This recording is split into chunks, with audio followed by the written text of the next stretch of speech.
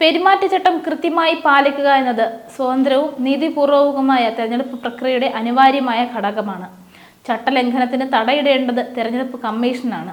അവർ നിഷ്പക്ഷമാണെന്ന് ബോധ്യപ്പെടുന്നില്ലെങ്കിൽ ജനാധിപത്യ സംവിധാനം തന്നെ അപകടത്തിലായെന്ന് വേണം കരുതുവാൻ. ജനൈകം എഡിറ്റോറിയലിലൂടെ.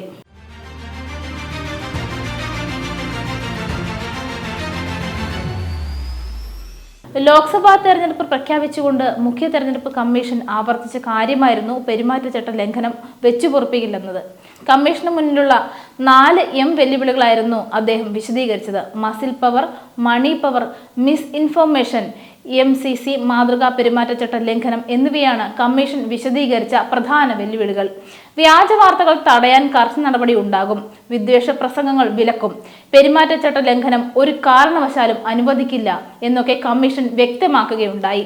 എന്നാൽ അവർ തന്നെ വ്യക്തമാക്കിയ എമ്മുകൾ നിയന്ത്രിക്കണമെങ്കിൽ ആദ്യമായി വേണ്ടത് കമ്മീഷന്റെ ഇച്ഛാശക്തിയാണ്. മുൻ തെരഞ്ഞെടുപ്പിൽ എന്നതുപോലെയാണ് കാര്യങ്ങളെങ്കിൽ കമ്മീഷന്റെ വാക്കുകൾ ആത്മാർത്ഥമല്ലെന്ന് കരുതേണ്ടി വരും.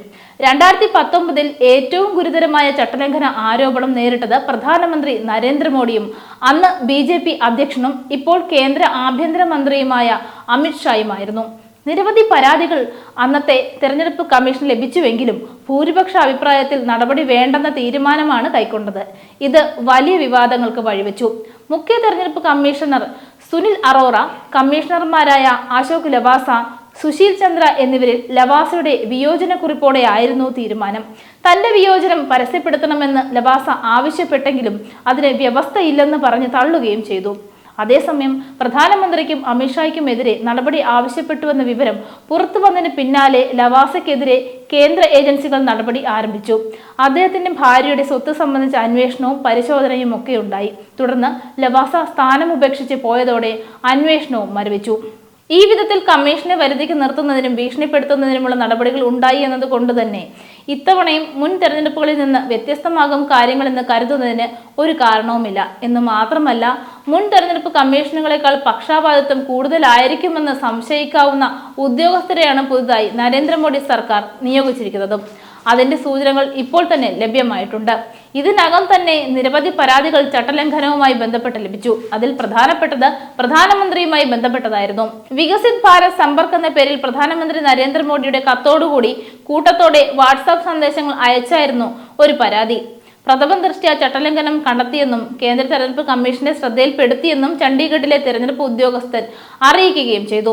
സർക്കാർ പദ്ധതികളെക്കുറിച്ച് ജനങ്ങളുടെ പ്രതികരണങ്ങളും നിർദ്ദേശങ്ങളും വ്യക്തമാക്കാൻ ആവശ്യപ്പെടുന്നതായിരുന്നു സന്ദേശം.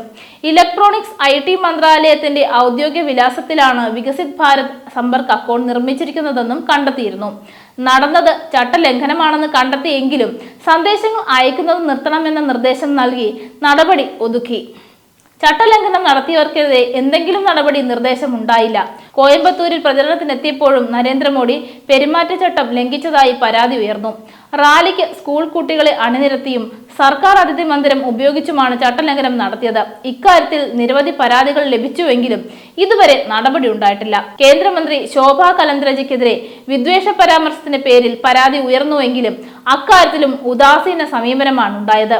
സംസ്ഥാന തെരഞ്ഞെടുപ്പിൽ സ്ഥാനാർത്ഥിയായ രാജീവ് ചന്ദ്രശേഖർ ഔദ്യോഗിക പദവി ദുരുപയോഗം ചെയ്യുന്നുവെന്ന പരാതിയും ഉയർന്നിട്ടുണ്ട്. പെരുമാറ്റച്ചട്ടം കൃത്യമായി പാലിക്കുക എന്നത് സ്വതന്ത്രവും നീതിപൂർവകവുമായ തെരഞ്ഞെടുപ്പ് പ്രക്രിയയുടെ അനിവാര്യമായ ഘടകമാണ്. കേന്ദ്രത്തിൽ അധികാരത്തിലിരിക്കുന്ന BJP പണക്കൊഴുപ്പിൽ ഈ തെരഞ്ഞെടുപ്പിനെയും അട്ടിമറിക്കുമെന്ന് എല്ലാവർക്കും ബോധ്യമുള്ളതാണ്. അതിനു പുറമെയാണ് ഔദ്യോഗിക പദവികളും സ്ഥാപനങ്ങളും ദുരുപയോഗം ചെയ്തുള്ള ചട്ടലംഘനങ്ങൾ. അതിന് തടയിടേണ്ടത് തെരഞ്ഞെടുപ്പ് കമ്മീഷനാണ്. അവർ നിഷ്പക്ഷമാണെന്ന് സമ്മതിദായകർക്ക് ബോധ്യപ്പെടുന്നില്ലെങ്കിൽ ജനാധിപത്യ സംവിധാനം തന്നെ അപകടത്തിലായെന്ന് വേണം കരുതുവാൻ.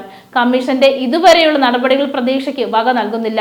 ജനൈകം എഡിറ്റോറിയലുമായി വീണ്ടും കാണും വരെ നമസ്കാരം.